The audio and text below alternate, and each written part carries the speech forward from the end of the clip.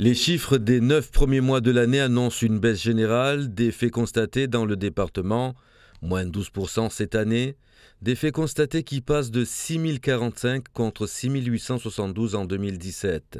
Une délinquance marquée par une baisse de moins 11,5% au troisième trimestre de l'année.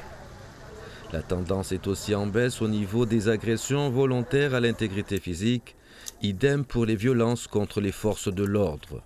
Quant aux atteintes aux biens et cambriolages, la baisse des faits s'améliore fortement, près de moins 27% sur les cambriolages ces 9 derniers mois de l'année.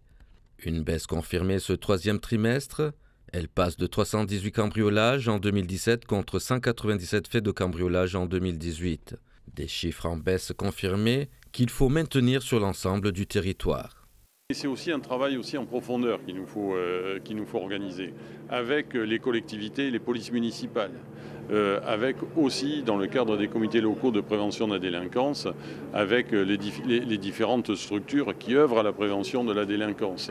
Donc c'est tout ce travail, c'est une mobilisation très très forte et continue parce qu'ici ce n'est pas un point d'aboutissement dans lequel on se trouve. On a eu une amélioration mais il y a encore trop de délinquance donc il faut continuer. Cependant, les 9 premiers mois de l'année sont marqués par une hausse des accidents corporels, plus 11%. Les contrôles mis en place devraient s'accentuer. Il y aura des contrôles renforcés aussi en matière de sécurité routière, parce que lorsque je dis qu'il y a des comportements inappropriés, ça sera sanctionné. Parce qu'on ne peut pas laisser des excès de vitesse dans les traversées de village, des dépassements dangereux. Donc tout ceci va se traduire par des contrôles renforcés. Une baisse y compris dans le judiciaire sur les 9 derniers mois. Une tendance forte marquée par les efforts entrepris par tous, souligne le procureur de la République. Nous avons ici un travail tellement important à faire. Nous avons besoin de restituer à la population une sécurité, une quiétude.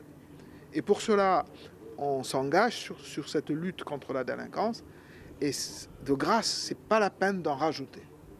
C'est pas la peine d'en rajouter, on en a déjà beaucoup à faire et je remercie le travail fait je souligne le travail fait par la police et la gendarmerie qui commence à donner des résultats sur la longue période. Il y a de bonnes tendances et c'est pas définitivement acquis. Ce travail doit se poursuivre et pour qu'il se poursuive, il faut que tous les efforts soient concentrés sur ce sujet-là.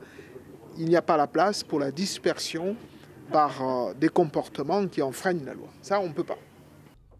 Quant aux chiffres liés à l'immigration clandestine, on constate un ralentissement de l'activité de reconduite, mais les efforts se poursuivent et les discussions seraient toujours en cours avec les Comores.